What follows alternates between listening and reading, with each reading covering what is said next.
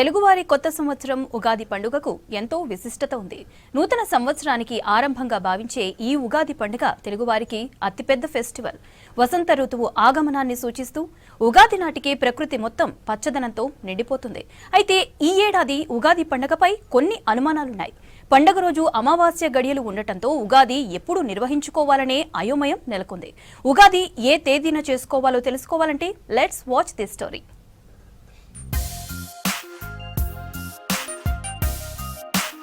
హిందువుల పండుగలు నిర్వహించే సమయంలో అనేక సందేహాలు వస్తున్నాయి. క్యాలెండర్లో పండగ తేదీ ఒకరోజు ఉంటుంది, కానీ ఆ రోజు నిర్వహించాలా లేదా అనే దానిపై గందరగోళం తలెత్తుతుంది. ఇందుకు ప్రధాన కారణం తిథుల్లో మార్పు. సాధారణంగా హిందువుల పండగలన్నీ చాంద్రమాసం ప్రకారం నిర్వహిస్తారు. ఏ పండుగ అయినా సూర్యోదయం వేళకు ఉన్న తిథిని అనుసరించి చేస్తారని శాస్త్రం చెబుతోంది. ఈసారి ఉగాది మార్చి 19న 20న అనే సందేహాలు తెర మీదకు వచ్చింది. మార్చి 19న ఉగాది పండుగ వచ్చిందని పండితులు చెబుతున్నారు. అమావాస్య గడియలు ఉండటంతో ఉగాది ఎప్పుడు చేసుకోవాలో అయోమయం నెలకొంది. అయితే మార్చి 19న తెల్లవారుజామున అమావాస్య గడియలు కొనసాగుతున్నప్పటికీ గురువారం ఉదయం 6:54 పాడ్యమి తిథి ప్రారంభమవుతుందన్నారు. 19న ఉగాది నిర్వహించవచ్చన్నారు పండితులు. చాంద్రమాన రీత్యా చైత్ర శుక్ల ప్రతిపద సూర్యోదయానికి ఉన్నటువంటి రోజున ఉగాది పండుగ అవుతుంది. అయితే ఈ ఉగాది పండుగ ఈ సంవత్సరము గురువారం రోజున ఉదయం 6:54 వరకు అమావాస్య ఉంది. తదనంతరం పాడ్యమి ప్రారంభమవుతుంది.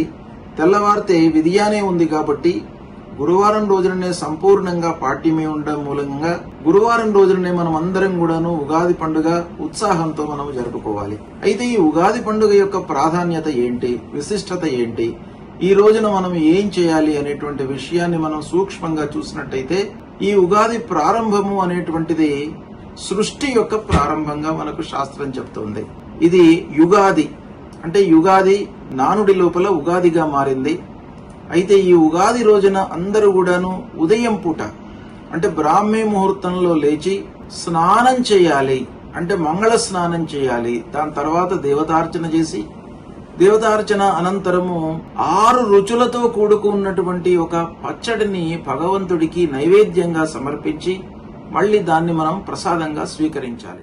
జీవితం అంటే కేవలం సుఖాలే కాదు, కష్ట సుఖాల కలయికే జీవితం అని ఉగాది పచ్చడి గుర్తు చేస్తుందంటున్నారు పండితులు. ఇందులో ఉండే 6 రుచులు మన జీవితంలోని వివిధ అనుభూతులను సూచిస్తాయన్నారు. ఈ 6 రుచుల సమ్మేళనమే మన జీవితం అన్నమాట. కనుక ఈ జీవితము సుఖమయంగా ఉండడానికి అన్నిటినీ కూడాను మనము ఎదుర్కోవడానికి శక్తి సామర్థ్యాలు ఇవ్వడానికి ఆ భగవంతుణ్ణి కోరుతూ ఆ ఉగాది సందర్భంగా పచ్చడిని నైవేద్యంగా పెట్టడం శాస్త్రంలో ఉంది. కనుక దాన్ని మనం సమర్పించిన తర్వాత మనం స్వీకరించాలి ప్రసాదంగా. అయితే స్వీకరించేటువంటి సమయం లోపల మనకు శాస్త్రము చెప్పినటువంటి శ్లోకాన్ని చదవడం లేదా వినడం చేయాలి. ఏంటయ్యాదనంటే శతాయుః వజ్రదేహాయ సర్వసంపత్కరాయ చ సర్వారిష్ట నివారాయ నింబస్య దళభక్షణం అని. మార్చి 19న ఉదయం 6:54 పరాభవ నామ సంవత్సరం మొదలవుతుందని, అదే రోజు ఉగాది పండుగ చేసుకోవాలని సూచించారు పండితులు.